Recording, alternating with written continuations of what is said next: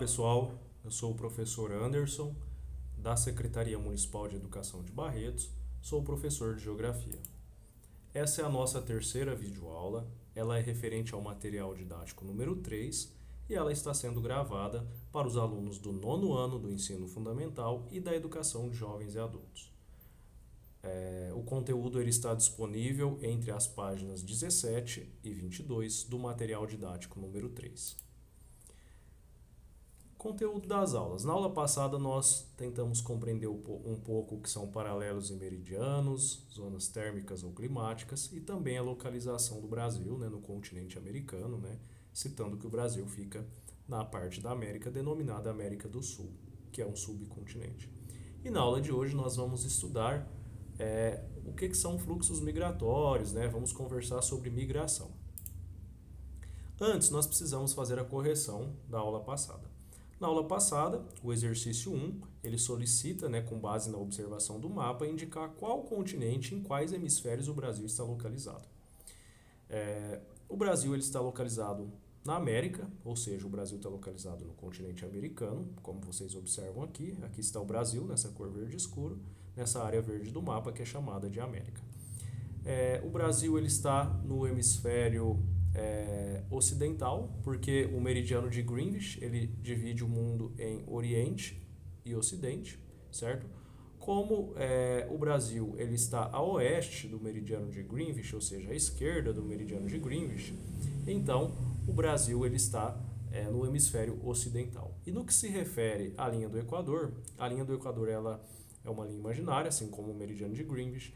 Ela corta parte do território brasileiro e a maior parte do território brasileiro está abaixo da linha do Equador, ou seja, está no hemisfério sul. Uma pequena parte está no hemisfério norte. Então podemos dizer que a maior parte do território brasileiro está no hemisfério sul e uma pequena parte no hemisfério norte. O segundo exercício, ele pergunta se o Brasil é apenas um país tropical, para justificar a sua resposta. Aqui nós temos a indicação do Brasil no mapa, como vocês podem observar. A área aqui do território brasileiro, a maior parte está na zona intertropical, que é essa zona abaixo do Trópico de Câncer e acima do Trópico de Capricórnio, como vocês observam aqui. E existe uma pequena parte aqui que está na zona temperada, que é onde está localizado o estado do Rio Grande do Sul, Santa Catarina, parte do estado do Paraná, e pequenas partes do Mato Grosso do Sul e do estado de São Paulo. Então podemos dizer que a maior parte do território brasileiro está em zona tropical, certo? Continuando, a localização do Brasil no continente americano, temos aqui a América do Sul, o Brasil e os países que compõem junto com o Brasil a América do Sul. A pergunta é quais países da América do Sul não fazem fronteira com o Brasil. Se a gente observar aqui, apenas o Equador, que é esse país aqui que eu estou com a seta em cima, tá? Ele não faz, então, fronteira com o Brasil, e o Chile também, aqui na cor amarela, também não faz fronteira com o Brasil. Então, pessoal, vamos iniciar o tema da aula de hoje, que é sobre migração, e aí ficam algumas perguntas. Você sabe o que é migração? Você já migrou? Você sabe quais as regiões que mais recebem imigrantes? Você já pensou sobre os motivos que levam as pessoas a migrar? Então aqui nós temos uma imagem que ilustra aí os migrantes. Então vamos conversar um pouquinho mais sobre esse assunto da da migração. Mas vamos falar também da imigração. Os três termos, você sabe a diferença entre eles? O que é migração, imigração ou emigração? Já ouviu falar? Então, migração é o deslocamento populacional pelo espaço geográfico, de forma temporária ou permanente. Ou seja, pode acontecer em um determinado período do ano e pode ser definitiva, Então, nós temos a definição de imigração, que é a entrada de pessoas em um país estrangeiro, e a emigração, que é o movimento de saída de pessoas de um país para morar em outro. Então, tanto a imigração quanto a emigração são formas de migração. Por exemplo, os brasileiros que vão morar nos Estados Unidos ou na Europa, eles são imigrantes, eles estão entrando em um país estrangeiro. Só que esse movimento deles saírem do Brasil, eles estão emigrando. Então ele é emigrante. Ele se torna um imigrante nos Estados Unidos e um emigrante para o Brasil, porque ele deixou o Brasil, certo? Então, Emigrar é o movimento de saída e migrar é o movimento de entrada. E a migração é o deslocamento populacional. Aqui nós temos a definição, né, mais uma vez, ó, o movimento de uma pessoa, que uma pessoa, grupo ou animal realiza de um determinado lugar para o outro. Então ele acontece a nível de país ou de região. A imigração, que é a entrada de uma pessoa em um país estrangeiro para estabelecer nova residência. O indivíduo que imigra é chamado imigrante. Ela acontece no nível de país. E a imigração, que é a saída de uma pessoa do seu país de origem para viver em outro. O indivíduo que emigra, ele é chamado de emigrante, né? Eu trouxe aqui algumas imagens. Aqui nós temos imigrantes mexicanos, né? Mexicanos entrando em território americano, né? Estadunidense, vamos dizer assim. Temos aqui imagem que ilustra haitianos no Brasil e aqui sírios, né? Com destino aí à Europa. Então vamos para o que está proposto na apostila. Migrações no Brasil. Migração é o deslocamento populacional pelo espaço geográfico de forma temporária ou permanente que desde o início da humanidade tem contribuído para a sobrevivência do ser humano. O homem, quem migra, o faz por alguma razão. E muitas vezes a sobrevivência de um determinado grupo social depende do seu deslocamento pelo espaço, como por exemplo durante a pré-história, quando os primeiros seres humanos migravam em busca de alimento. Então nós temos diversas razões para a migração. Dentre as principais, podemos citar a econômica, que é quando o migrante ele sai em busca de melhores qualidades de vida, empregos, salários, muito comum em países ou regiões subdesenvolvidas. Por exemplo, os brasileiros que tentam uma vida na Europa, nos Estados Unidos e também, como eu trouxe aqui na imagem, bolivianos, né, que chegam em São Paulo principalmente para trabalhar com costura e na indústria têxtil.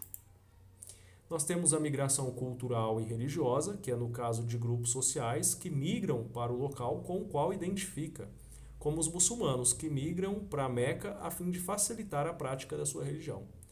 Nós temos as migrações políticas que ocorrem com bastante frequência durante crises políticas, guerras, ditaduras ou nas quais vários contingentes políticos migram de forma livre ou forçada para evitar os problemas de seu país. Exemplo disso atualmente são os refugiados sírios que deixam o seu país para fugir de uma guerra civil que já dura quase 3 anos e contabiliza mais de 130 mil mortos. E podemos citar também o período histórico em que vivemos no Brasil, a ditadura militar, em que muitos brasileiros foram perseguidos por esse regime e tiveram também que deixar o Brasil por razões políticas de perseguição. E temos também as migrações naturais, comum em lugares em que ocorrem os desastres ambientais, secas, frios, lugares com calor excessivo, né? E um conceito que nós temos é o de saldo migratório, que é a diferença entre o número de entrada e saída de pessoas por migração em um determinado local. Suponhamos que em determinado estado tenha saído naquele mês 100 pessoas, né? Saiu desse estado e chegou 200. Né? Então 200 menos 100, 100. Então temos aí um saldo migratório, né, de 100, certo? Continuando, eu trouxe algumas reportagens aqui que falam da importância, né, da migração. Olha só, a crise climática forçará o deslocamento de 1,2 bilhão de pessoas em até 2050. Né? Então, as alterações climáticas, né, que vêm ocorrendo no mundo também forçará aí a migração de pessoas. Atividade proposta. Observe os mapas a seguir. Ele mostra o fluxo de migração interna no Brasil em momentos diferentes da nossa história. Nós temos esse primeiro mapa aqui, ele indica fluxos migratórios de 1986 a 1991. Nós temos aqui as setas, né, que indicam, né? As setas maiores elas indicam uma contingência maior de pessoas, as setas menores e na cor amarela uma contingência menor. Então nós podemos observar aqui o fluxo migratório principalmente com direção ao estado de São Paulo. Né? E aqui nós temos, olha só, o saldo migratório, certo? Quando ele é negativo e quando ele é positivo. Azul é que mais pessoas deixaram esses estados. Na cor mais escura, mais pessoas chegaram nesse estado. O saldo migratório é positivo. Aqui nós temos o período de 1995 a 2000. Nós continuamos observando aqui São Paulo, né, e Goiás como os estados que mais recebem migrantes. Por outro lado, né, alguns estados passaram a ter um saldo migratório também positivo, como Minas Gerais. E aqui no terceiro, do ano de 2005 a 2010 ainda se mantém o estado de São Paulo e Goiás, e o estado do Paraná também passa a receber muitos migrantes. Então, selecione um dos mapas e mencione de quais estados e regiões estão partindo as migrações e para quais estados e regiões esses migrantes estão se deslocando, certo? Então, por exemplo, suponhamos que você tenha selecionado aqui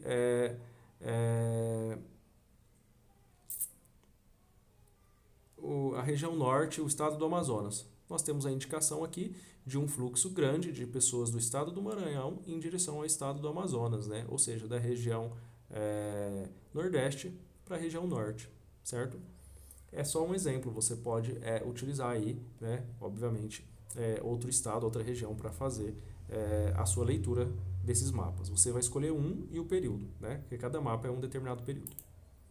Continuando, qual a diferença do fluxo de migração do mapa de 1986 para o mapa de 2000? O que você observa aqui de mudança, né? Qual a direção, né? Por exemplo, se nós temos uma seta aqui, ó, indicando do Maranhão para o Pará, se essa seta fosse inversa, se a ponta dela estivesse para cá, nós iríamos ver um fluxo de direção do Pará para o Maranhão. Então, atente-se principalmente a isso. A gente observa aqui, por exemplo, só a título de exemplo, tá? Vocês podem observar outros fluxos.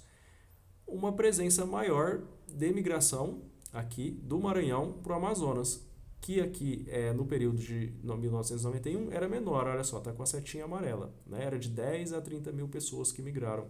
Aqui, já no ano de 2000, nós temos uma indicação de um fluxo maior de pessoas indo para a região do Amazonas. Então, é esse exercício que vocês vão fazer. Vocês podem pegar outros estados e outras regiões para comparar esses fluxos. E o terceiro é a comparação entre o mapa de 2000 e 2010, esse mesmo exercício. A gente pode observar aqui, por exemplo, olha só, uma diminuição do fluxo, né, de pessoas do estado do Maranhão para o estado do Amazonas. Aqui há uma intensidade maior, como a gente viu, né, no ano 2000, e de 2005 a 2010 diminuiu então o fluxo de pessoas que deixam o estado do Maranhão, por exemplo, para migrar para o estado do Amazonas. Pessoal, e a questão número 4, pesquise em sites da internet quais os motivos dos deslocamentos populacionais entre as diferentes regiões dentro do Brasil. Então aí vocês vão pesquisar as regiões do Brasil, região sul, sudeste, nordeste, norte e centro-oeste, né? Eu acho que um fluxo muito conhecido era a migração de pessoas do nordeste para a região sudeste, né? Mas esse não é o único fluxo, inclusive mudou muito a dinâmica do fluxo migratório no Brasil, então vocês vão pesquisar aí os motivos, né, que levam as pessoas a migrarem de determinadas regiões do nosso país para outra, tá bom? Pessoal, então na aula de hoje nós vimos aí o conceito de migração, o que é a imigração, que é a chegada em um país, e a emigração, que é a saída de determinado país, mas o objetivo principal é a gente entender o fluxo migratório dentro do nosso país, tá certo? Então, a nossa aula termina por aqui, espero que vocês tenham compreendido. Qualquer dúvida, vocês encaminhem no grupo do WhatsApp ou mande uma mensagem para o seu professor de Geografia. É isso e até a próxima aula.